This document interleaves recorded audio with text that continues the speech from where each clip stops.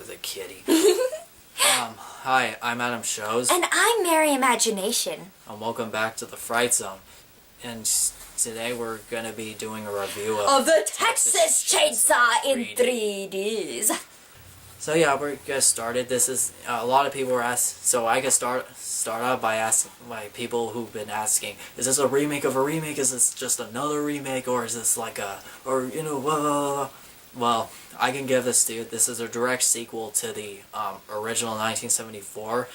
Of course, you know, as you saw the other sequels, they're saying as if the sequels never happened. So now let's go on with our connections with this series. Well, I didn't have that much expectations for this movie because there was something about the trailer to me that seemed a bit off for me, because I just felt like it wasn't necessary to making another sequel, because of course, you know, again, no filmmaker in the world could ever make a sequel as good as, you know, the original. I mean, even Tobe Hooper can't even do that. I mean, and he's the one who directed the original.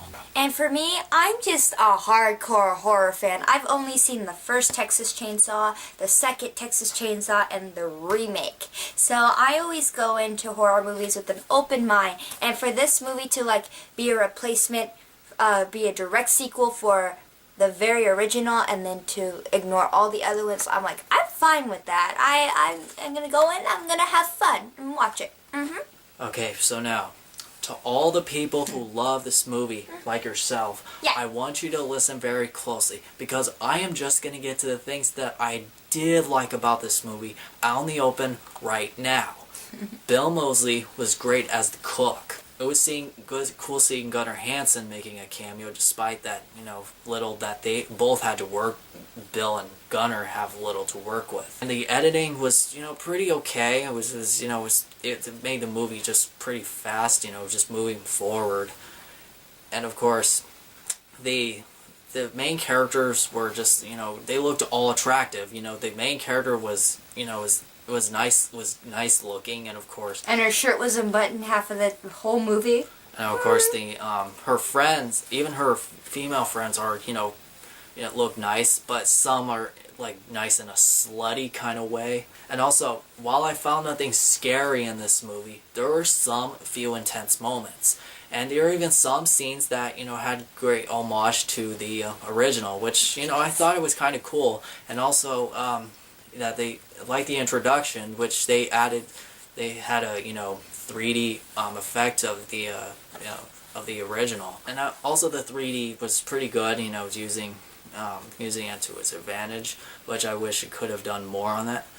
But, and of course, you know, there was a person who dressed up like Jigsaw and coming face to face with, you know, Leatherface, which I believe has to be the most, you know, epic confrontation. Oh yeah, Little Chainsaw versus Big Chainsaw. So yeah, but none of these things, however, change the fact that this movie was terrible.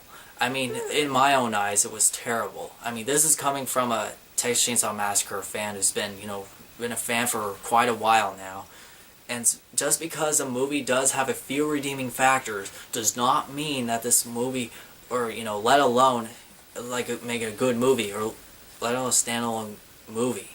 So that's just me, you know. I liked a lot about this movie. I had a lot of fun watching this movie, but it had its flaws. The things I liked about it, though, was, yes, like he said, the little pig-faced Jigsaw with the tiny chainsaw chasing people, and then here comes Leatherface. Brrr! Oh my gosh, that was so awesome. And then, I love the part where, spoiler alert, where it's towards the end, and where the main girl realizes that, hey, he's my cousin, and then the mayor and the person is beating him up. Poor little Leatherface. And so she goes and helps him, and they both kill the mayor and his redneck friend. Yeah, I like it. At first, the movie, just failed to, you know, trying to make a time setting. Because, you know, in the beginning of the movie, it took place in the 1970s, and of course we cut all the way to modern to present day, which is 2012, on the character, on our main actress. What's going on with her? She looked 20 years old. She didn't look. She was born in 1970s. Yeah, I mean, if she was born in the 1970s, shouldn't she be 40 years old by then? Or something, 50. I don't know. And of course, another thing is like the sheriff actually investigated the house with a gun, and of course, not just a gun, but an iPhone. And I guess I didn't feel it was even necessary for a smartphone because it had really. I mean, it's just showing the house, but nothing much else. It didn't know how much it's useful for the story. And another thing is another problem is that they picked up a random hitchhiker, which I would not trust that. It's always a big mistake. And then they dropped him off, and then he starts stealing, which. I would have been happy if they would have left one friend or the main girl to stay there and read the letter and do something at the house to watch the hitchhike. I thought that was pretty dumb to leave a total stranger at the house alone. Of course, she didn't bother reading the letter beforehand when she.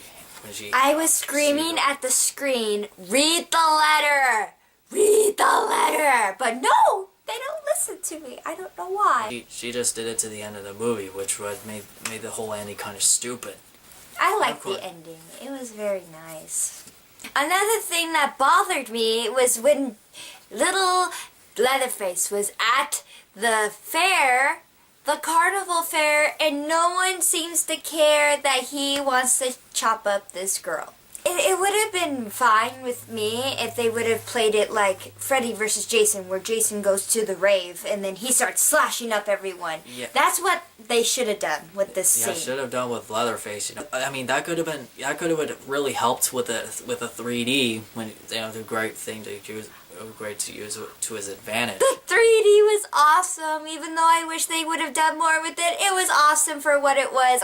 My favorite part was at the carnival when the cop puts his gun up to Leatherface, and then Leatherface just throws the chainsaw. It was awesome.